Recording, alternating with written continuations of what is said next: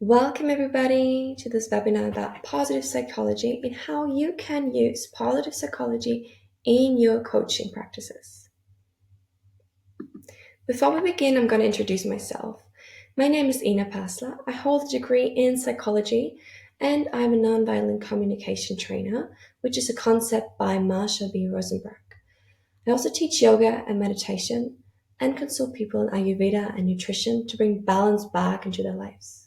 Today we're going to blend positive psychology with Buddhist principles to enhance coaching practices and your client outcomes. This is our agenda for today. So we're going to start with what is positive psychology and transition over to Seligman's theory. After that, we're going to look into the PERMA +V model, the science of happiness, the power of optimism, leveraging personal strength, and then bridging science and ancient wisdom, cultivating positive emotions through Buddhist practices, Buddhist insights on happiness, and after that I'm going to guide you through a meditation, and we finish off with practices how you can integrate positive psychology into your coaching, and key takeaways. So let's begin. What is positive psychology? Branch of psychology that is focused on strengths and virtues and factors that make your life meaningful rather than just focusing on mental diseases and illnesses. It was officially established by Martin Seligman in 1998 and is focused on enhancing happiness, well-being, rather than just alleviating mental illnesses and problems. It also goes along with the growth mindset, which is a concept by Carol Dweck, which is focusing on challenges as an opportunity. So an opportunity to grow. And through these challenges and hardships, we can build our resilience. Resilience is the ability to adapt to, bounce back from, and grow through adversity, challenges, and stress. So rather than seeing challenges and hardships in our life as hopeless, we can see them as an opportunity to grow and to build our resilience. And like other branches of psychology, positive psychology is also based on scientific evidence and is measurable. And here is a beautiful quote from Seligman where he says, "There are two complementary strategies to improve the human condition. One is to ease someone's situation, to help them let go of what is not working. The other one is to reinforce the positive." Seligman's theory. The focus in positive psychology is to reinforce what is positive, rather than just easing what is problematic, like, for instance, clinical psychology does. And I'm going to give you a little metaphor for this. So imagine you have a white paper, and on this white paper, there's one black dot. So what the brain does, oftentimes, is focusing on this black spot on this blank paper. The black spot is what we focus on this blank paper. So if we now try to shift our awareness to the rest of the blank paper, the white paper, which is so much more than just this tiny little black spot. This is what positive psychology tries to do, shifting our awareness from the black spot to the white, blank rest. And through these practices, positive psychology wants to increase one's well-being. And I brought you a little definition of what well-being actually is. Well-being is the state of being comfortable, healthy, or happy. And this is characterized by positive emotions, engagement in activities, strong relationships, a sense of meaning, and accomplishment. And these things are also part of the PERMA model that we're going to dive into later. So the goal of positive psychology in Seligman's theory is to complement classical psychology by focusing on strength and the positive aspects of life, rather than just the illnesses and the negative aspects in one's life. So what is the PERMA model? And here, additional with the V. PERMA stands for P, positive emotions. Experiencing positive emotions such as joy, satisfaction, happiness, optimism, pleasure, and confidence. And this is measurable in the quantity. So how often do you or your client experience these positive emotions? And how can you increase the quantity of these positive emotions? E stands for engagement, being deeply involved and engaged in an activity. And this is so different from every person, but you can find out what activities make you engaged and fully involved by things as where can you focus? Where are you fully in the zone or in this flow state or in a feeling of contentment? This could be playing music, singing, sports, running, yoga. There's so many things where one can be in this flow state. And it's a good practice to write down maybe 5 or 10 activities where one can be so involved in, and then build strategies. How can I make more time for these activities? The next one is the R, the relationships. Relationships are so important for one's well-being, and this could be over a support network such as friends and family. It could be intimacy or any other social connections that make our life meaningful. Talking about meaningful, the next is the M, standing for meaning, finding purpose and significance in life. This could be through faith, religion, spiritualism, contribution to society, purpose in work, for instance. The A stands for achievement, accomplishing goals and feeling a sense of accomplishment. And this goes along with the release of neurochemicals such as dopamine, serotonin, which help our brain to build new neural pathways. And the more we do that, we can increase our well-being, our happiness as well. The last one that was added later on is the V, standing for vitality. But this is actually a very important thing that can't be left out. The vitality is the state of having a robust physical health. So how much sleep do we get? How do we manage our energy? How much do we rest? How do we eat? And do we implement exercise, physical activity? And all these things, according to Seligman, are the most important to increase one's happiness and well-being. What is the science of happiness, though? The definition of happiness is the following. Happiness is a sense of joy or contentment that is derived from positive experiences, relationships, and personal achievements. So very similar to what we've seen before in our well-being definition. And happiness can be strengthened through neuroplasticity. This is the ability of the brain to change and to adapt through positive practices. And these positive practices can be gratitude practices, mindfulness practices, meditation practices. Everything that releases the neurochemicals dopamine and serotonin that are linked to pleasure, satisfaction, and mood regulation. But be aware here that some things give us an instant, such as scrolling down social media, can give this instant and constant release, which could make us addicted to it, and more sustainable practices to release those neurochemicals that lead to a longer lasting well-being, contentment, and happiness. Yeah, and these practices have an influence on our brain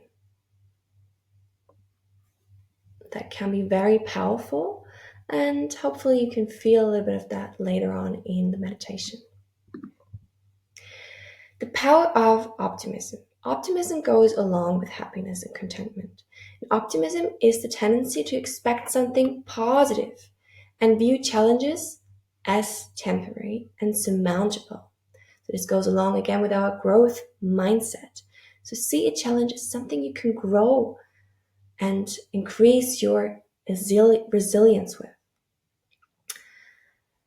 The benefits of optimism is to enhance your resilience, boost motivation, because if you see a challenge as something you can grow, you want to accomplish that. Because then we again with then we are again with accomplishment. If we accomplish something, if we have achievements in our life, dopamine gets released, serotonin gets released, and we feel good in ourselves. And how can we applicate optimism with our clients in coaching? We shift their awareness to the positive outlook, to the white paper rather than the black spot on the paper. We try to reframe so-called negative situations and make them see the potential opportunities in this negative, quote unquote, situation.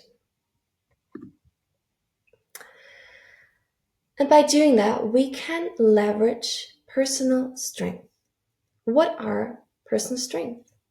Personal strengths are positive traits and abilities that enable individuals to perform well and achieve their goals. And first, it's very important to identify personal strength in yourself or in your client, to recognize what is my strength.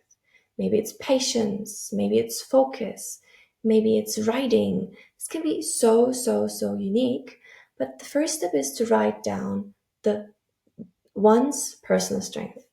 This could be 5 or 10. And how could we use these personal strengths now to set a goal and to overcome obstacles and to enhance one's satisfaction and well-being?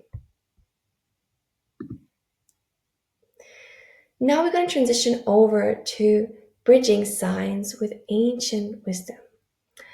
Positive psychology and Buddhism. Both of them explore human flourishing and well-being. And both of them are focused on contentment and happiness. The science focuses on the empirical evidence and measurable results, wherein the Buddhism offers an introspective insight into spiritual practices.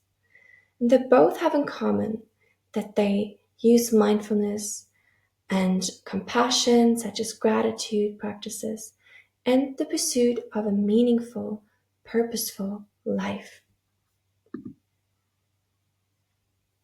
So how can one cultivate positive emotions through Buddhist practices? There's an amazing meditation, the loving kindness meditation, which boosts one's compassion and connection to the world and to oneself as well. Also, a gratitude practice, writing down or sitting down in the morning and evening and rejoicing with what actually is there, seeing the white paper rather than the black spot.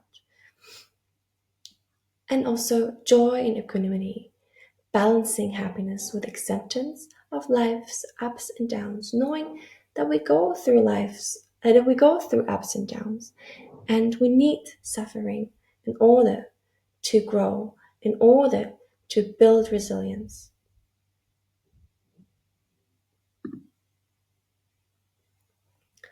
The Buddhist insights on happiness. In Buddhism, they talk about impermanence. And impermanence is the embracing of change as a constant and finding joy in the present. That meaning, knowing that nothing is forever. everything leaves. Everything vanishes. Every emotion, every person, every pet, every situation, youth, beauty, joy, but also suffering, sadness, anxiety, fear, anger. All these things are not forever. They're not permanent. And key is to embrace this flow of life and to find joy in the present. And with that goes non-attachment, because we can't find joy in the present moment if we are attached to a certain situation, to a certain person, to a certain emotion. And Buddhism also emphasizes inner peace, the peace that is not coming from any external circumstance, but from something that is within. A luminosity and a state that is unchanging, the impermanence around us, but finding something that is unstirred, the consciousness, the awareness that is always there.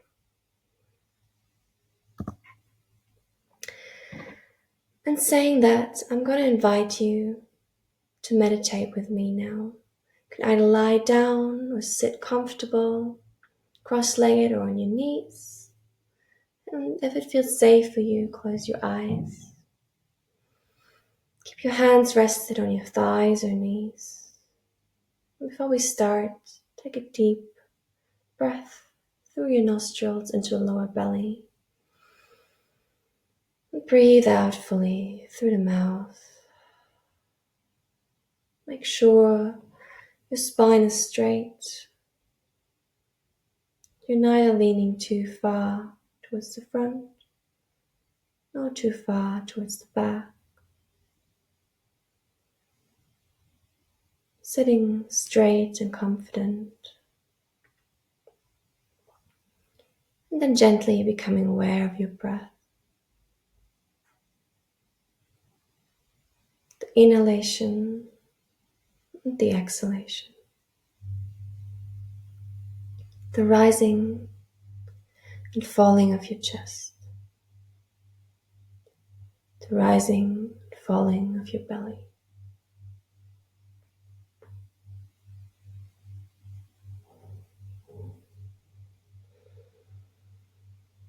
And then gently shift your awareness to your heart center,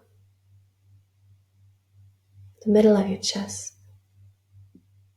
And visualize bright light there. Bright, pulsating light. Pulsating in the rhythm of your heartbeat.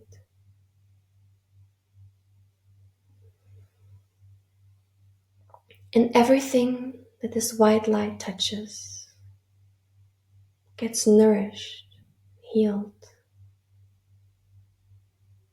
with love, unconditional love. And to tap really into this feeling of love, maybe see inside your mind someone that you truly love, sitting, standing in front of you.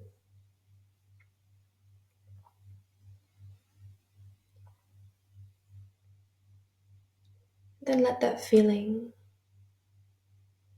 unconditional love, this white light, expand over your chest, growing bigger and bigger with every inhalation, flowing over your shoulders, into your arms, down into your hands,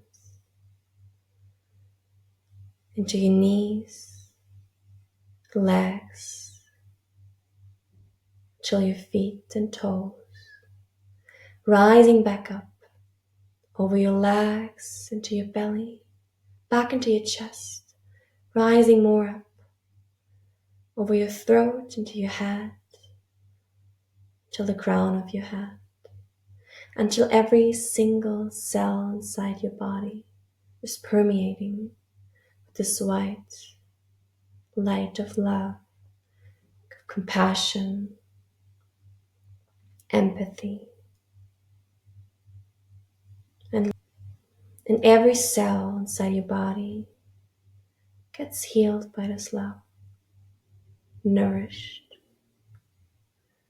loving every single part of you, every body part, every part of your personality, every pattern inside your mind, every emotion, every belief. And from here, let this white light expand even more, expanding, permeating over the borders of your physical body, radiating love and compassion into the space, radiating love towards every being on this floating planet, sending compassion to everyone, sending love to everyone and everything into this universe.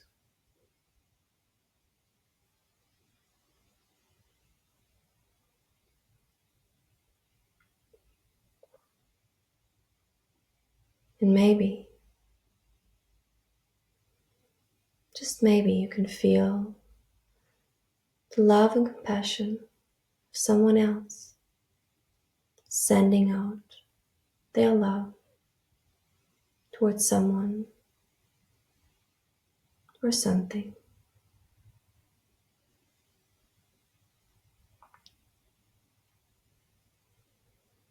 And then gently bring your light back into your heart, sending gratitude towards yourself. And then flatten your eyes open. Come back to this room, the space around you. And with this relaxed feeling, we're gonna talk about how you can integrate these practices in positive psychology into coaching. You can use daily gratitude practices, encouraging your clients to write down 3 things or even more every morning they're grateful for, or every evening, depending on their schedule and their preferences.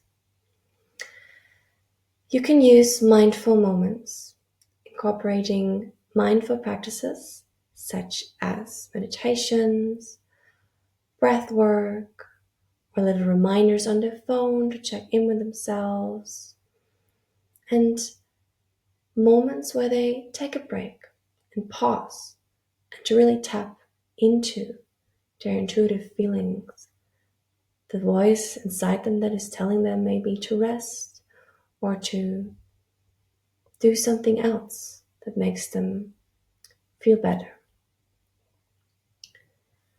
Acts of kindness. Small acts of kindness are proven to really enhance one's well-being and happiness.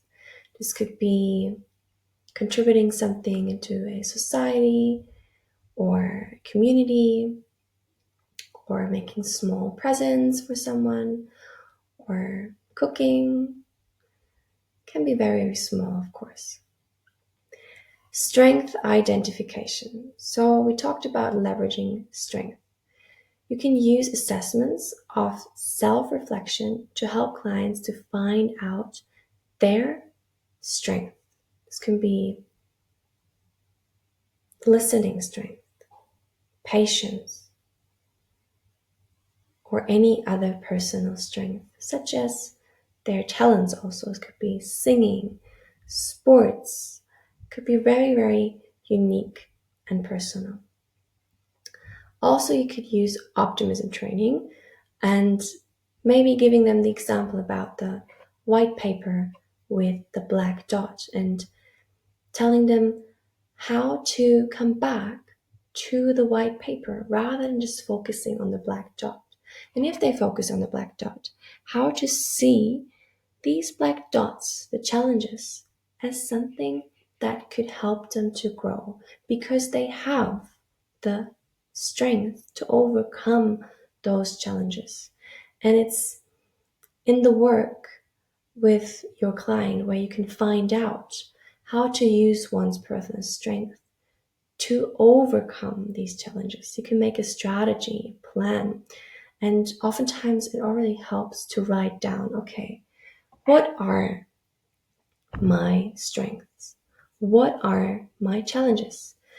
What are the positive outcomes if I overcome those challenges rather than only increasing one's well-being, increasing one's resilience? What are the positive outcomes? Writing those down.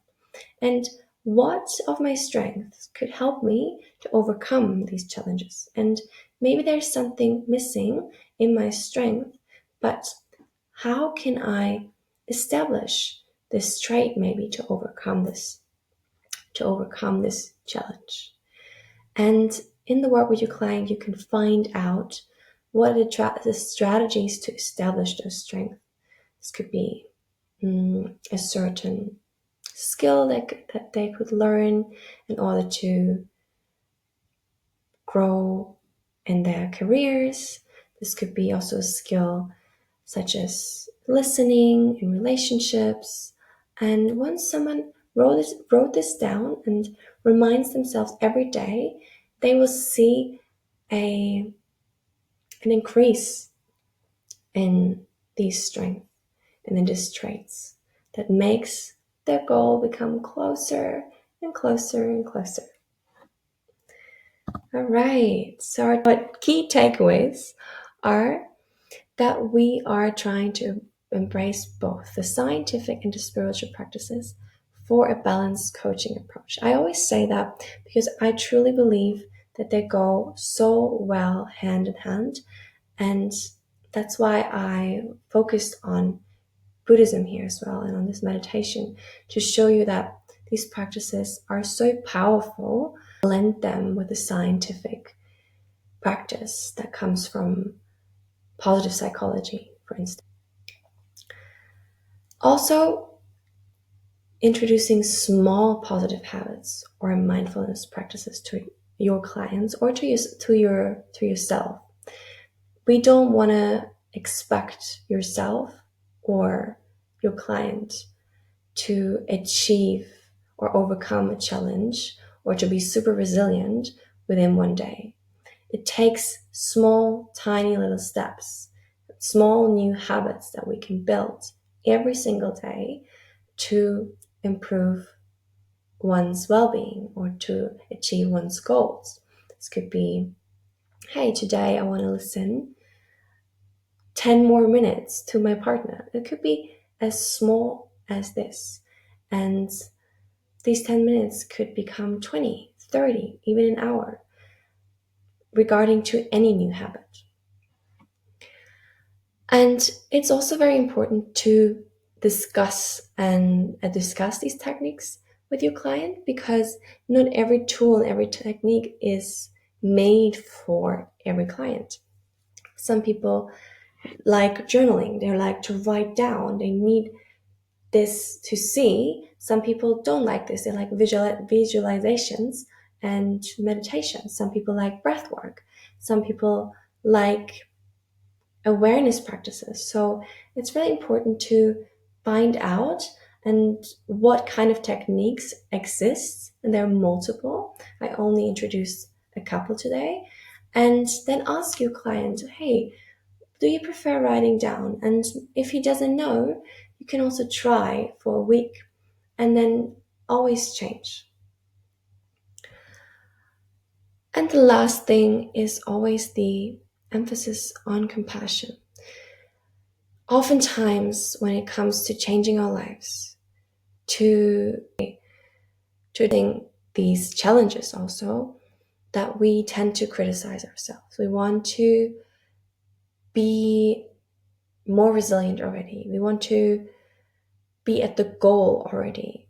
And on this path, it's so important to always come back to the power of compassion, which is the self-love, that is this white light that we had in our meditation today, where we can have self-love for ourselves in any stage on our path, even though we made a mistake, even though we didn't progress for a day, a week, a month.